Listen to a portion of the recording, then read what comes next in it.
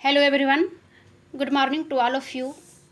आइए आज हम लोग सोशल मूवमेंट को पढ़ेंगे, यानी सामाजिक आंदोलन।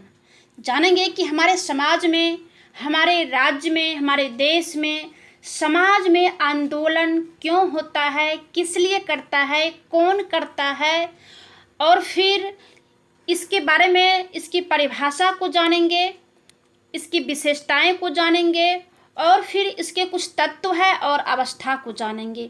और इनके जितने भी एलिमेंट्स होंगे वो सारे, जितने भी होगा सामाजिक प्रक्रिया का, जितना भी इसमें पार्ट आएगा, सारे कुछ को जानेंगे। और इससे बाहर सामाजिक आंदोलन में, चाहे बीए का हो या एमए हो या फिर किसी भी तरह का एग्ज़ाम हो, इससे बाहर कुछ नहीं रहेगा। तो आइए हम जानते हैं सबसे पहले कि सामाजिक आंदोलन है क्या, इसका अर्थ क्या है, सामाजिक आंदोलन का पर्पस क्या होता है। तो इसका जो अवधारणा है सामाजिक आंदोलन का, सामाजिक आंदोलन एक प्रकार का सामूहिक क्रिया है। सामाजिक आंदोलन व्यक्तियों या संगठनों के विशाल अनौपचारिक समूह होता है, जिसका ध्येय होता है या जिसका लक्ष्य होता है किसी विशिष्ट सामाजिक मुद्दे पर केंद्रित होना। जैसे किसी भी तरह, जैसे शिक्षा का हो गया, या फिर कृषि हो गया, या फिर किसी भी क्षेत्र में समाज के लिए जो है, समाज के जो समूह होते हैं उसका जो है सामाजिक मुद्दे होता है और उस मुद्दे पर जो है केंद्रित होता है, इसे जो है हम सामाजिक आंदोलन कहते हैं। अब हम आइए जानते हैं कि सामाजिक आंदोलन की परिभाषा जो विद्वान जो अपने अपने मत से दिए हैं। सामाजिक आंदोलन के विभिन्न विद्वानों ने अपने अपने मत के अनुसार सामाजिक आंदोलन को परिभाषित किए हैं। तो आइए हम जानते हैं। सबसे पहले हर्बर्ट ब्लूमर ने लिखा है कि सामाजिक आंदोलन जीवन की एक नई व्यवस्था स्थापित करने के लिए एक सामूहिक प्रयास माने जा सकते हैं। ये जो परिभाषा है हर्बर्ट ब्लूमर ने लिखा है। इसमें स्पष्ट है कि सामाजिक आंदोलन का उद्देश्य समाज से वर्तमान जीवन में कोई न कोई परिवर्तन लाना है। इस प्रकार सामाजिक आंदोलन परिवर्तन करने का सामूहिक प्रयास है। इस संबंध में आर्नोल्ड एम रोज के शब्दों में इन्होंने सामाजिक आंदोलन को परिभाषित किया है कि सामाजिक आंदोलन व्यक्तियों की एक बड़ी संख्या के एक अनौपचारिक संगठन को कहते हैं जो सामाजिक लक्ष्य लिए होता है। अनेक व्यक्तियों का प्रभावशाली सांस्कृतिक संकुलों, संस्थाओं या विशिष्ट वर्गों को समाज में संशोधित या स्थानांतरित करने का एक सामूहिक प्रयास है सामाजिक आंदोलन।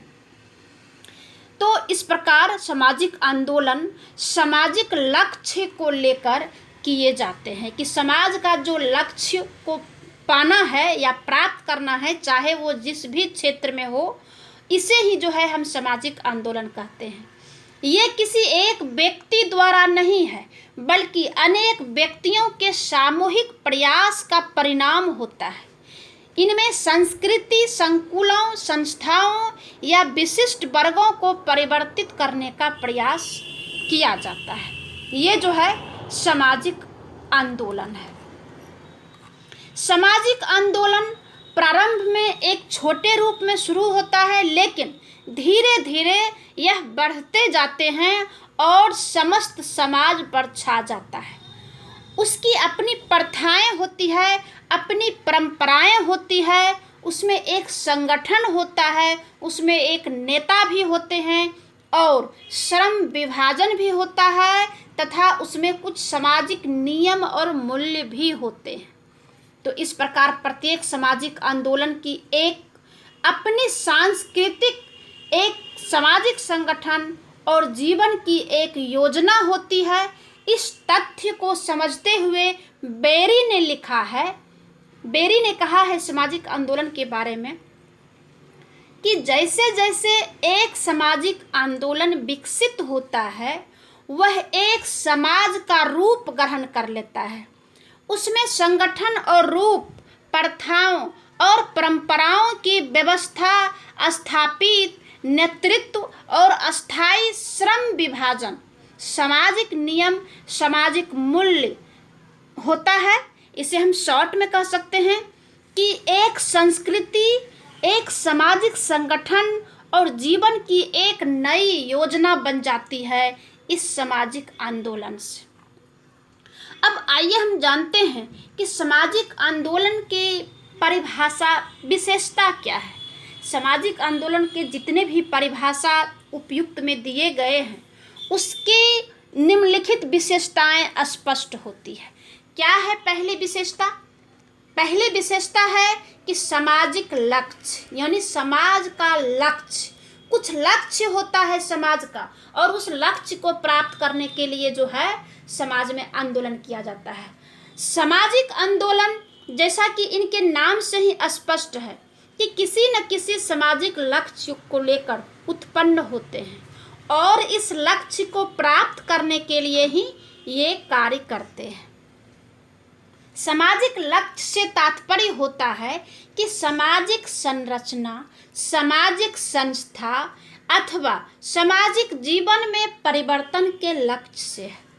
इसीलिए इस विशेषता के अंतर्गत जोसेफ गसफील्ड ने कहा है कि सामाजिक आंदोलन सामाजिक व्यवस्था के किसी पहलू में परिवर्तन की मांग की ओर निर्देशित सामाजिक रूप से स्वीकृत क्रियाएं और विश्वास है।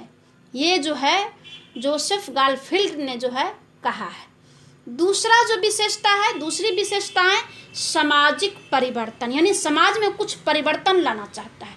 सामाजिक आंदोलन का उद्देश्य समाज में परिवर्तन लाना है। इस सामाजिक परिवर्तन का प्रकार और मात्रा अलग अलग होता है, सामाजिक आंदोलनों में भी अलग अलग होती है। इस संबंध में हार्टन हंट ने कहा है कि समाजशास्त्री सामाजिक आंदोलनों का परिवर्तन को आगे बढ़ाने या रोकने के प्रयास मानते हैं। इसी बात को विभिन्न शब्दों में या अलग शब्दों में रखते हुए जेम्स मैक्की ने लिखा है कि सामाजिक आंदोलन जन समुदाय के सामूहिक कार्य के द्वारा सामाजिक संरचना में जानबूझकर परिवर्तन लाने के चेतन प्रयास है, यानी चेतना के द्वारा प्रयास किया जाता है। अचेतन रूप में सामाजिक परिवर्तन सदैव होता ही रहता है और सामाजिक आंदोलनों के द्वारा जानबूझकर परिवर्तन करने का प्रयास किया जाता है। इसकी जो तीसरी विशेषता है विरोधी प्रवृत्ति। प्रत्येक सामाजिक आंदोलन में किसी न किसी वर्तमान स्थिति या सामाजिक व्यवस्था या सामाजिक संस्था के रूप में, प्रथा के रूप में या परंपरा के विरोध में उत्पन्न होती है।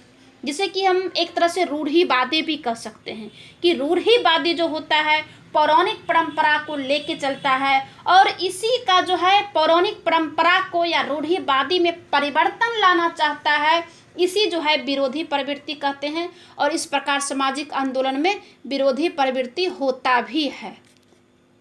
अब इसकी चौथी जो विशेषता है संगठन है कि सामाजिक आंदोलन प्रारंभ में छोटे रूप में शुरू होकर क्रमशः यानी कि एक जो है धीरे धीरे स्टेप बाय स्टेप जो है संगठित रूप ग्रहण कर लेता है और इस संगठन के बिना वे अपने लक्ष्यों को प्राप्त नहीं कर सकते। इस तथ्य को स्पष्ट करते हुए हाइम्स ने लिखा है कि एक सामाजिक आंदोलन सामूहिक व्यवहार की एक जटिल गतिशील व्यवस्था है जिसके सबसे अधिक विशिष्ट घटक एक सामाजिक समष्टि, एक सामाजिक विचारधारा और एक सामाजिक संरचना होते हैं। इसे जो है हम संगठन कहते हैं और सामाजिक आंदोलन की विशेषता कहते हैं। इसकी जो पांचवा विशेषता है प्रासंगिक है। अब है कि मूक सामाजिक आंदोलन किसी न किसी बात के विरोध में उत्पन्न होते हैं इसीलिए ये प्रासंगिक होते हैं। विशेष प्रसंग के कारण ही उनका जन्म होता है और यह प्रसंग बदल जाने पर ये समाज हो जाते हैं और किसी भी सामाजिक आंदोलन को अस्थायी नहीं माना जाना चाहिए। अब जो छठी विशेषता है भौगोलिक क्षेत्र है, क्योंकि न्यूनाधिक रूप से प्रत्येक सामाजिक आंदोलन किसी न किसी विशिष्ट भौगोलिक क्षेत्र में ही सीमित होता है। उदाहरण के लिए भारतवर्ष में कुछ सामाजिक आंदोलन किसी विशेष राज्य और कुछ संपूर्ण देश में सीमित रहे हैं। शायद ही कोई ऐसा सामाजिक आंदोलन समस्त विश्व में फैला हो। इसकी जो 7वीं परिभाषा है काल अवधि, यानी सामाजिक आंदोलन क्रमशः विकसित होते हैं। इस प्रकार इनके विकास की एक काल अवधि होती है, यानी कि कोई भी जैसे आंदोलन है तो वो स्टेप बाय स्टेप दिन प्रतिदिन जो है एक एक करके जो है धीरे धीरे जो है विकसित हुआ है। इसीलिए इसका जो है कुछ समय को जो है रखा गया है कि इस समय से इस समय तक ये आंदोलन हुआ और इस समय में ये आंदोलन हुआ। इसीलिए इसे काल अवधि में भी जो है कहा गया है और इस अवधि के समाप्त हो जाने के बाद ये दिखाई भी नहीं देने लगता है। इसकी जो अगली विशेषता है गतिशीलता है कि सामाजिक आंदोलन में सामाजिक लक्ष्यों को लेकर उत्पन्न होते हैं और इन सामाजिक लक्ष्यों को प्राप्त करने के लिए ये सदैव गतिशील भी रहते हैं और देश काल के परिवर्तन के साथ साथ बदलते भी जाते हैं। जो आंदोलन इस प्रकार गतिशील नहीं होते वे अपने सामाजिक लक्ष्य को प्राप्त करने में असफल रहते हैं। और जो इसकी अगली विशेषता है नेता की भूमिका, यानी कि समाज में जो आंदोलन होता है उसमें नेता का भी अहम भूमिका अहम रोल होता है। जैसे कि सामाजिक आंदोलनों का जन्म आरंभ में ही किसी न किसी नेता के विचार में होता है। अब शुरू में ही ले लीजिए, जैसे हमारा देश जो है गुलाम था तो उस समय नेता लोग जो है जिसे हम आज फ्रीडम फाइटर भी कहते हैं, वो जो है इस देश को आज़ाद के लिए जो भी आंदोलन किया तो ये जो है फिर देश जब आज़ाद हो गया तो फिर जो है ये लोग नेता के रूप में जो है कहलाए और नेता के रूप में जो है काम किए। बाद में प्रत्येक आंदोलन में छोटे छोटे अनेक नेतागण दिखाई पड़ते हैं। सामाजिक आंदोलनों को निर्देशन देने के लिए इन नेताओं की भूमिका महत्वपूर्ण होती है। अब अगली और लास्ट विशेषता जो है साहित्य है, क्योंकि सामाजिक आंदोलन विशेष प्रकार की सामाजिक व्यवस्था स्थापित करने के लिए उत्पन्न होते हैं। इसीलिए वे अपने विचारों को किसी न किसी प्रकार के साहित्य के माध्यम से फैलाने का प्रयास करते हैं और इस साहित्य में जहाँ एक ओर वे अपना मत उपस्थित करते हैं वहीं दूसरी ओर वे विरोधी मतों की आलोचना भी करते हैं। ये जो है साहित्य की विशेषता रही है और सामाजिक आंदोलन की विशेषता भी रही है।